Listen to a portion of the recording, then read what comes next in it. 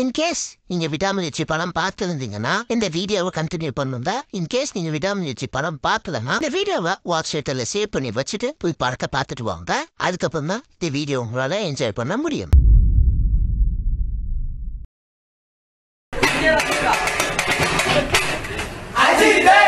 Hello மக்களே, எல்லா பேரும் சேஃபாக இருப்பீங்கன்னு நினைக்கிறேன். எல்லா பேரும் விடாமுயற்சி பார்த்துட்டு வந்திருப்பீங்க. ஒரு சில பேர் வந்து விடாமுயற்சி பார்க்காம கூட வந்திருப்பீங்க. அதேமாரி படத்தை வந்து மொபைலில் பார்க்காதீங்க, ஓடிடியில் வந்தப்புறம் பார்த்துக்கலாம். ஃபஸ்ட்டு வந்து நம்ம தேட்டருக்கு போயிட்டு அந்த படத்தை வந்து நம்ம சப்போர்ட் பண்ணுவோம். ஓகே, இன்றைக்கி வீடியோவில் நம்ம என்ன பார்க்க போகிறோம்னு சொல்லி நான் சொல்ல வேண்டிய தேவையே இல்லை. பிரேக் டவுனுக்கும் விடாமுயற்சிக்கும் இருக்க மாறுபாடுகள் என்ன, ஸோ அதில் இருக்க ப்ளஸ் என்ன, இதில் இருக்க மைனஸ் என்ன, இதில் இருக்க மைனஸ் என்ன, அதில் இருக்க ப்ளஸ் என்னன்னு சொல்லி கொஞ்சம் நேரம் காமா எல்லாத்தையும் வந்து நம்ம டீட்டெயிலாக பேச போகிறோம். ஃபர்ஸ்ட் நான் ஒரு விஷயத்த வந்து சொல்ல விருப்பப்படுறேன். அதாவது என்னன்னா, இந்த படத்துக்கு ஏன் இவ்வளோ ஹேட்டர்னு எனக்கு தெரியலங்க. என் வாக்கு விடாமுயற்சி பிளாக்பஸ்டர். இது அஜித் படம் மாதிரி இல்லை. ஏன் எல்லா படத்துலையும் ஒரே மாதிரி தான் அஜித் நடிக்கணுமா? எல்லா படத்துலையும் ஒரே மாதிரி தான் அஜித் வந்து ஆக்ஷன் பண்ணணுமா? எல்லா படத்துலையும் ஒரே மாதிரி அஜித் மாஸ் பண்ணணுமா? அவசியமே கிடையாது. ஏன் அவர் அப்படி பண்ணணும்? அதெல்லாம் அட்ஜஸ்ட் பண்ணிக்கலாமா? அப்படி எப்படி இருக்கத்தான் செய்யும். ஃபர்ஸ்ட் ஆஃப் ஆல் வந்து நான் ஏகே சாருக்கு வந்து ஒரு விஷயம் சொல்லணும். ஃபர்ஸ்ட் வந்து உங்களுக்கு ஒரு பெரிய பாராட்டு தான் வந்து கொடுத்தாகும். ஏன் நான் சொல்கிறேன்னா, இந்த மாதிரி ஒரு படத்தை வந்து எடுக்கிறதுக்கே ஒரு கட்ஸ் தேவை. ஏன்னா அந்தந்த இடத்துல வந்து நம்ம அஜித் சார் வந்து செம்மையாக கலாச்சிருப்பாங்க, பூமர்னு சொல்லியிருப்பாங்க, ட்ரேடிஷன் ஓப்பன் பண்ண வச்சுருப்பாங்க, நிறையா அவர் வந்து இது பண்ணியிருப்பாங்க. பட் இருந்தாலும் அந்த கதைக்கு இதுதான் தேவைன்னு சொல்லி அவர் வந்து பண்ணார் பார்த்தீங்களா. அந்த விஷயத்துக்கு ஃபர்ஸ்ட் ஆஃப் ஆல் வந்து நம்ம ஏகே சாரை வந்து பாராட்டணும். அது போக இன்னொரு விஷயம் என்னென்னா, இந்த மாதிரி லூசர்ஸ் பேசுகிறாங்கன்னு சொல்லிட்டு இந்த மாதிரி கதைகளை வந்தால் ஃப்யூச்சரில் வந்து அவாய்ட் பண்ணாதீங்க. ஏன்னா இந்த மாதிரி கதைகள் நீங்கள் பண்ண தான் தமிழ் சினிமாவே மாறும். அது வரைக்கும் தமிழ் சினிமா மாறாமல் தான் இருக்கும். இப்போ நீங்கள் பண்ண ஸ்டார்ட் பண்ணோன்னே அடுத்து வந்து சிவகார்த்திகேயன் அந்த மாதிரி ட்ரை பண்ணுவார், விஜய் சேதுபதி அந்த மாதிரி ட்ரை பண்ணுவார், ஜெயம் ரவி, அது ஒவ்வொரு ஆர்டிஸ்ட்டும் வந்து ஏன் நம்ம இப்படி பண்ணக்கூடாதுன்னு ஒரு ஐடியா அவங்களுக்குள்ளே வரும். ஸோ ரொம்ப ஸ்ட்ராங்கான டெக்னிக்கல் ஒர்க் இருக்கக்கூடிய படம் இந்த படம். இந்த படத்துக்கு வந்து ஏகே சார் கொடுத்த டேட்டு, அவர் கொடுத்த எஃபர்ட்டு எல்லாத்துக்குமே வந்து ஒரு பெரிய செல்யூட் தான் வந்து சொல்லியே ஆகும். அஜித் கிட்ட பிடிச்சது வந்து அவருடைய தன்னம்பிக்கை. ஓகே, இப்போ பேக் டு வந்து Vidaamuyarchi break down. First of all வந்து இந்த படத்தோட டியூரேஷனே உங்களுக்கு தெரிஞ்சிருக்கும். பிரேக் டவுன் படம் வந்து 133 minutes.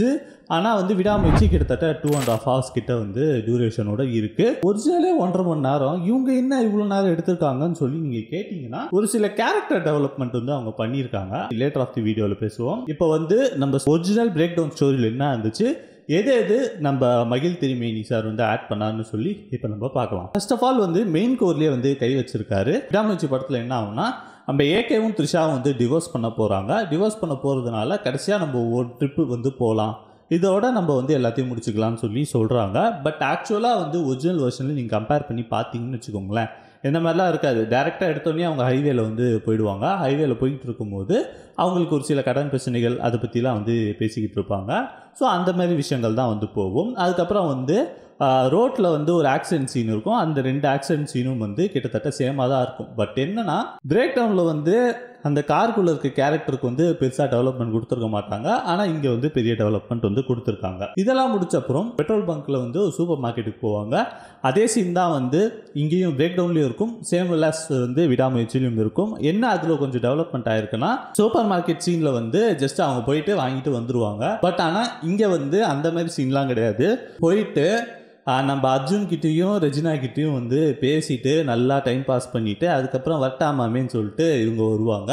ஸோ அந்தந்த சின்ன சேஞ்சு. அதுக்கப்புறம் வந்து ஒரிஜினல் ஸ்டோரியில் ஆக்சுவலாக வந்து ஒரே ஒரு வில்லன் தான், ரெஜினா கேரக்டர்லாம் கிடையாது. ஸோ இது வந்து ரெஜினா கேரக்டர் வந்து இன்சர்ட் பண்ணி வச்சுருக்காங்க. சேம் போல் ஹைவேல பிரேக் டவுன் ஆகுது, அர்ஜுன் வந்து ஹெல்ப் பண்ணுறது, த்ரிஷாவை கூப்பிட்டு போகிறது, அஜித் வந்து வண்டியை சரி பண்ணிவிட்டு போயிட்டு வந்து அந்த ஹோட்டலில் பார்க்குறது, இதெல்லாம் வந்து சேமு. அதுக்கப்புறம் அர்ஜுன் கிட்ட வந்து என் ஒய்ஃப் எங்கன்னு சொல்லி சேஸ் பண்ணி போய் கேட்குறது, அதெல்லாம் வந்து சேம் தான். அதில் வந்து எந்த வித மாற்றமும் கிடையாது. அப்படி தான் வந்து எடுத்து வச்சுருக்காங்க. ஆனால் அதுக்கப்புறம் வரக்கூடிய சீன்லலாம் நிறைய மாறுபாடுகள் வந்து பிரேக் டவுனுக்கும் விடாமுயற்சிக்கும் வந்து இருந்துச்சு. அதாவது என்னென்னா, ஃபஸ்ட்டு வந்து என்ன சொல்லுவார், ஒரு போலீஸ் வந்து 2 பேரையும் வந்து இன்வெஸ்டிகேட் பண்ணுவார். நம்ம அர்ஜுனையும் இன்வெஸ்டிகேட் பண்ணுவார், ஏகேவும் வந்து இன்வெஸ்டிகேட் பண்ணுவார். இன்வெஸ்டிகேட் பண்ணும்போது நீங்கள் வந்து என்னோடய ஹையர் அஃபிஷியல் கிட்ட பேசுங்க, அவர் வந்து நேர்மையான ஆள், அவர் வந்து ஹெல்ப் பண்ணுவார்னு சொல்லி அனுப்புவாங்க. பிரேக் டவுனில் வந்து அதே தான் அனுப்புவாங்க. அனுப்பினோன்னே கம்ப்ளைண்ட்டை வாங்கி வச்சுட்டு நிறைய பேர் வந்து இந்த மாதிரி தான் மிஸ் ஆகிட்டாங்கன்னு சொல்லிட்டு அந்த கேரக்டர் வந்து அதோடு முடிச்சிருவாங்க. பட் ஆனால் இங்கே என்ன பண்ணுறாங்கன்னா போயிட்டு கம்ப்ளைண்ட் வாங்கிட்டு உங்களுக்கும் பொண்டாட்டிக்கும் அஃபேர் இருந்துச்சா, ஸோ அந்த மாதிரி விஷயங்கள்லாம் வந்து கேட்பாங்க. இதெல்லாம் வந்து கொஞ்சம் டெவலப் பண்ணியிருக்காரு நம்ம மகிழ் திருமேனி சார். பட் பிரேக் டவுனில் அந்த விஷயங்கள்லாம் இல்லை. போனோன்னே கம்ப்ளைண்ட் கொடுங்க, போங்க அவ்வளோதான்ன்ற மாதிரி வந்து அனுப்பிச்சி விட்டாங்க. பிரேக் டவுன்லேயும் அதே ஹோட்டலுக்கு போவார், விடாமுயற்சிக்கும் அதே ஹோட்டலில் போவார். 2 பேரும் வந்து என்ன ஒரு மாறுத வித்தியாசம்னா காலம் மாறுதில்ல, அதனால டெக்னாலஜியும் கொஞ்சம் ஆட் பண்ணியிருப்பாங்க. என்னன்னா ஃபஸ்ட்டு போயிட்டு அவர் எடுத்தோன்னே பே ஸ்லிப்பை கொடுங்க, அதில் என் ஒய்ஃப் பேர் இருக்குன்ற மாதிரி வந்து பிரேக் டவுனில் வந்து இவர் கேட்பாரு. அது 1997 வந்து. பட் ஆனால் இப்போ வந்து 2025 வர படம்னால சிசிடிவி கேமரா இருக்குது, சிசிடிவி கேமரா ஃபுட்டேஜை காட்டுன்ற மாதிரி வந்து நம்ம ஏகே நின்றோன்னே கடை அதெல்லாம் தர முடியாது, கிளம்புன்ற மாதிரி வந்து அவர் பேச கடைசியில் வந்து பே ஸ்லிப்பை கொடுன்னு சொல்லி பே ஸ்லிப்பை எடுத்தோன்னே அவர் வந்து கன் எடுத்துருவார். கன் எடுத்தோன்னே வெளியே போகுன்னு சொல்லி அனுப்பிச்சி விட்டுருவார். இந்த சீன்லாம் வந்து பிரேக் டவுனோட அப்படி தான் வந்து இருக்கும். அதுக்கப்புறம் வந்து ஒரு பைத்தியக்காரன் வந்து இது பண்ணதே போலீஸ் தான் சார், இவங்க வந்து உங்கள் ஒய்ஃப் வந்து ரூட் 7 வந்து கூப்பிட்டு போயிருக்காங்கன்ற மாதிரி வந்து ஒரு மென்டல் சொல்லுவான். அதே தான் வந்து அங்கேயும் இருக்கும். சரி எல்லாமே ஒன்று தானே, இப்போ நீ என்ன வீடியோ பண்ணுறேன்னு நீங்கள் கேட்டிங்கன்னு வச்சுக்கோங்களேன். இதில் வந்து ஒரு சில சேஞ்சஸ் இருக்குது. அதுக்கப்புறம் என்ன ஆகும்னா ரூட் 7க்கு வந்து நம்ம ஏகே போனோன்னே வந்து ஆரவ் கேங் சொன்னல அதேமாரி ஒருத்தன் தான் வந்து ரூட் 7ல் வந்து துரத்துவான். ஸோ அதேமாரி ஆரவ் வந்து என்ன பண்ணியிருப்பாங்க, ட்ராப் பண்ணியிருப்பாங்க. என்ன ட்ராப்னா அந்த பைத்தியம் இருக்குது தெரியுமா, அவன் பைத்தியம் கிடையாது, அவன் தான் வந்து ஏகே வந்து இங்கே ட்ராப் பண்ணி கூப்பிட்டு வந்திருக்கான். ஸோ நான்லாம் பைத்தியம் கிடையாது, அவன் ட்ராப் பண்ணுறது தான் கூப்பிட்டு வந்தேன்னு சொல்லி எல்லா பேரும் ஏகேயை போட்டு தருண் மட்டி அடித்து அதுக்கப்புறம் வந்து நம்ம அர்ஜுனும் ரெஜினாவும் வந்து அதுக்கப்புறம் கதை பேச ஸ்டார்ட் பண்ணுறாங்க. அதாவது பார்த்தீங்கன்னான்னு சொல்லி பேசுகிறாங்க. பட் அந்த மாதிரி சீன்ஸ் எல்லாம் வந்து அங்கே எதுவுமே இல்லை. என்னென்னா ரெஜினாவோட கேரக்டர் டெவலப்மெண்ட்டும் அர்ஜுனோட கேரக்டர் டெவலப்மெண்ட்டும் வந்து பயங்கரமாகவே வந்து பண்ணியிருப்பாங்க. அது வந்து நிறையா தற்கொலைங்க வந்து பைத்தியம் இவ்வளோ தெளிவாக பண்ணுது, பைத்தியம் இவ்வளோ தெளிவாக பண்ணுதுன்னெலாம் சொல்ல. மென்டல் ஹாஸ்பிட்டலில் பைத்தியம் வந்து சேர்க்க மாட்டாங்க, இந்த மாதிரி சைக்கோபாத்துங்களும் சேர்ப்பாங்க. அவங்க சைக்கோபாத்ஸ் ஓகேவா, அவங்க மென்டல்ஸ் கிடையாது ஓகேவா. ரெண்டுத்துக்கும் நிறைய வித்தியாசங்கள் இருக்குது. அது புரியாமல் இங்கே நிறைய மென்டல் வந்து அப்படி பேசிக்கிட்டு இருக்குது. ஸோ அதை வந்து நீங்கள் புரிஞ்சுப்பீங்கன்னு நான் நினைக்கிறேன். ஸோ அந்த மாதிரி சைக்கோபாத்ஸ் இருக்க இடத்துல இவங்க எப்படி சேர்ந்தாங்க, இவங்க எப்படி லவ் பண்ணாங்க, அதெல்லாம் ப்ளா ப்ளா ப்ளா ப்ளான்னு போவோம். ஸோ இதெல்லாம் போய் முடிச்ச அப்புறம் தான் வந்து ரெஜினா வந்து அவங்க வேலையை ஸ்டார்ட் பண்ணுறாங்க. அவள் வந்து எதுவாக இருந்தாலும் பேசி நல்லா ட்விஸ்ட் பண்ணுவா, பிக் பாஸ் வேலை நல்லா பார்ப்பான்ற மாதிரி வந்து எல்லா பேரும் சொன்னோன்னே ரெஜினா வந்து பேசுகிறாங்க. என்ன உன் பொண்டாட்டி அஃபேரில் இருக்கா போல இருக்குது, அவன் பொண்டாட்டி தான் காசு கொடுத்து உன்னை சாவடிக்க சொன்னான், வேணா ஒன்று பண்ணு, நீ வந்து காசு கொடு ஓகேவா, நீ காசு கொடுத்தனா உனக்கு 2 ஆப்ஷன் தரேன், ஒன்று பொண்டாட்டியை உயிரோடு விட சொன்னாலும் நான் விட்டுறேன், இல்லை நீ கொல்ல சொன்னாலும் நான் கொண்டுடுறேன்னு சொல்லி இவர் சொல்கிறாரு. அதுக்கு வந்து ஏகே என்ன சொல்கிறாரு, என் பொண்டாட்டிலாம் அப்படி பண்ண மாட்டான், என் பொண்டாட்டி ரொம்ப நல்லவன்ற மாதிரி வந்து அவர் பேசுகிறாரு. இவன் திருந்த மாட்டான் மாமான்னு சொல்லிட்டு அவர் வந்து அனுப்புகிறாரு. என்ன அனுப்புகிறாருன்னா, நீ போ, இது வந்து ஒரு சின்ன ரூரல் வில்லேஜ், இதில் வந்து ஒரே ஒரு பேங்க்கு தான் இருக்குது, இந்த பேங்க்குக்கு போயிட்டு உன் அக்கௌண்ட்டில் 8 கோடி ரூபாய் இருக்குது, அந்த 8 கோடி ரூபாய் எடுத்துகிட்டு வா சொல்லி அவர் அனுப்புகிறாரு. அனுப்பினோன்னே நிறைய கண்டிஷன்ஸ் போடுறாரு. அங்கே வந்து எங்கள் ஆளுங்க வந்து பார்த்துக்கிட்டு இருப்பாங்க ஓகேவா, ஃபோன் பண்ணி பேசணும்லாம் எதுவும் புத்திசாலித்தனமாக யோசிக்காத, எல்லாத்தையும் நான் மானிட்டர் பண்ணிகிட்டு இருப்பேன். அதேமாதிரி வந்து பிரேக் டவுனில் இதே சீன்ஸ் வந்து இருக்கும் ஓகேவா, போயிட்டு அந்த காசு எடுத்துகிட்டு வா மானிட்டர் பண்ணுவாங்கன்ற மாதிரியான ஒரு சில சீன்ஸ் எல்லாம் இருக்கும்.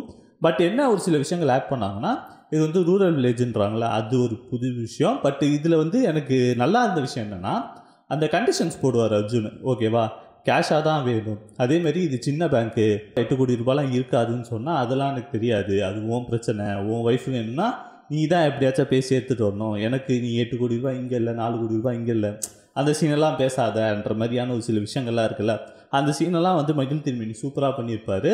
இந்த சீனை வந்து எனக்கு ஏகேவோட அர்ஜுனை ரொம்ப பிடிச்சிருச்சுங்க, சாமியாக நடிச்சிருந்தாங்க அந்த சீனில். ஸோ ஒரு ஸ்டெப்பு வந்து எனக்கு ஏகேவோட அர்ஜுன் நல்லா நடித்த மாதிரி எனக்கு ஒரு ஃபீல் ஆச்சு. கல்லெல்லாம் தூக்கிடாதீங்க, நான் சொன்னேன் அவ்வளோதான். இன் பிட்வீனில் வந்து ரெஜினா என்ன பண்ணுறாங்க, த்ரிஷா கிட்டே போயிட்டு, என்ன உன் புருஷன் உன்னை கொல்ல சொல்லி காசு கொடுத்துருக்கான், உன் அஃபேர் வச்சுருக்கல ஒருத்தன் கூட பிரகாஷ், அவனுக்கு ஃபோன் பண்ணி காசு கேளு, இதை விட அதிகமாக காசு கேளு, அதுக்கப்புறம் நீ காசு கொடுங்க, உன் புருஷனை நான் போட்டு தள்ளிடுறேன், நீங்கள் 2 பேரும் ஜாலியாக இருக்கீங்கன்னு சொன்னோம். த்ரிஷா அப்படிலாம் வந்து சொல்லியிருக்க மாட்டாங்க சொல்லி ரெஜினா வந்து இந்த சைடும் கோல் போடுறது அந்த சைடும் கோல் போடுறதுன்ற மாதிரி வந்து அந்த மாதிரி வேலை பார்த்துட்டு இருந்தாங்க. சரி பார்த்துக்கிட்டு இருக்கும்போது ஏகே போயிட்டு காசு எடுத்துகிட்டு வந்துடுவார். இப்போது நான் இவ்வளோ தூரம் சொன்னேன்ல, இதெல்லாம் வந்து பிரேக் டவுனில் நடந்தது. எக்ஸப்ட் வந்து அந்த ரெஜினா வந்து த்ரிஷா கிட்ட பேசுகிற கேரக்டர் இருக்கும் தெரியுமா, அந்த கேரக்டர்லாம் வந்து பிரேக் டவுனில் இருக்காது. ஏன் பிரேக் டவுனில் வந்து கிளைமேக்ஸில் தான் வந்து ஹீரோயினே காட்டுவாங்க. ஃபஸ்ட்டு சீனில் கடத்துற வரைக்கும் ஹீரோயின் போர்ஷனு, அதோட கிளைமேக்ஸில் தான் அவங்க வருவாங்க, அதுக்கு முன்னாடிலாம் அவங்க வரமாட்டாங்க. ஸோ அந்த மாதிரி வந்து பிரேக் டவுனில் இருக்கும். இதில் வந்து அப்படி இல்லை, அப்பப்போ த்ரிஷா வந்து காட்டிட்டு ஃப்ளாஷ்பேக் சீன் போட்டுட்டு இருப்பாங்க. ஸோ தமிழ் படங்களுக்கு தேவையான ஒரு சில விஷயங்கள் வந்து மகிழ் திருமேனி வந்து கரெக்டாக தான் பண்ணியிருந்திருக்காருன்னு சொல்லி நான் சொல்லுவேன். ஸோ இதெல்லாம் முடிஞ்ச அப்புறம் நம்ம ஏகே போய் காசு எடுத்துகிட்டு வராரு. ஆரோவை வந்து பிடிக்கிறாரு. ஆரோவை வந்து வச்சுட்டு எல்லாத்தையும் பண்ணோன்னே ஒரு சரியான மாஸ் கார் சீனு, வேறு லெவல் கார் சீனு. இந்த விஷயத்தில் வந்து ஓம் பிரகாஷ் பின்னிட்டாரு. எனக்கு வந்து ஒவ்வொரு ஃப்ரேமும் ரொம்ப பிரம்மாண்டமாக தெரிஞ்சிச்சு. இந்த படம் இவ்வளோ வெயிட் ஆனதுக்கு பிரம்மாண்டம், அப்படி ஒரு பிரம்மாண்டன்ற மாதிரி ஒரு ஃபீலு. ஸோ அவருக்கு வந்து ஒரு தம்ஸ்அப் கொடுத்தே ஆகணும்.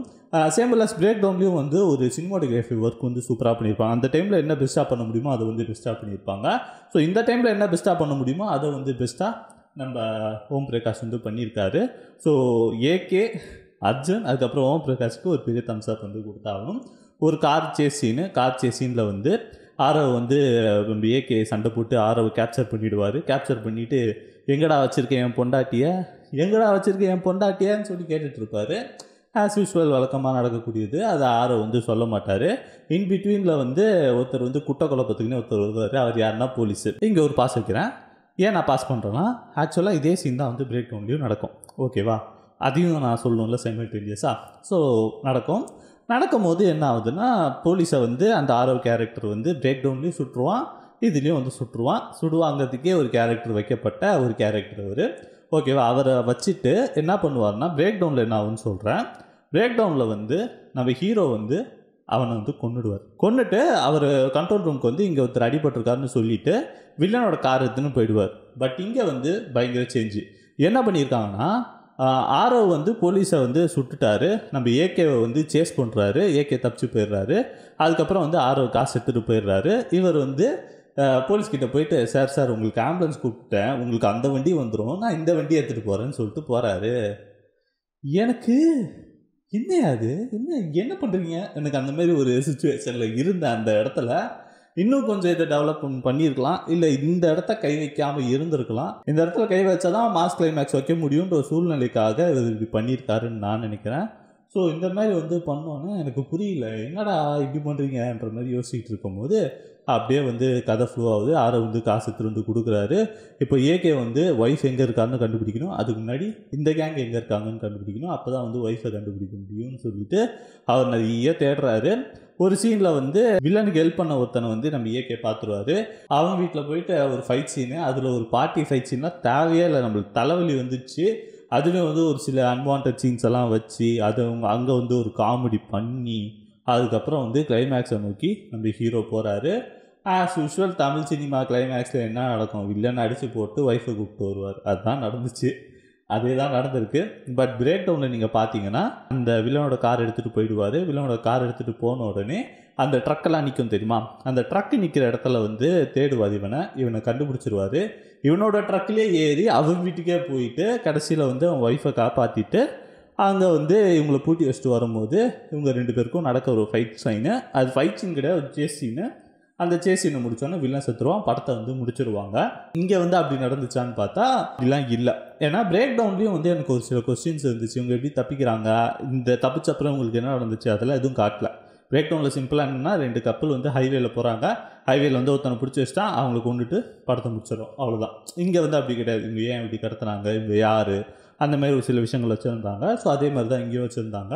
என்னென்னா நீங்கள் ஒரு ஷெரீஃபோட உயிரை காப்பாற்றிருக்கீங்க, ஸோ அதனால் உங்களை நாங்கள் ஃப்ரீயாக விட்டுருவோம், ஆனால் ஒரு சில ஃபார்மாலிட்டிஸோடு வந்து உங்களை விட்டுருவோம்னு சொல்லிவிட்டு அவர் கொண்டு வந்து த்ரிஷா வீட்டில் வந்து விட்டுட்டு, இந்த படத்தில் வந்து அர்ஜுன், ரெஜினாவை தவிர வேறு யாருமே கெட்டவங்க கிடையாது.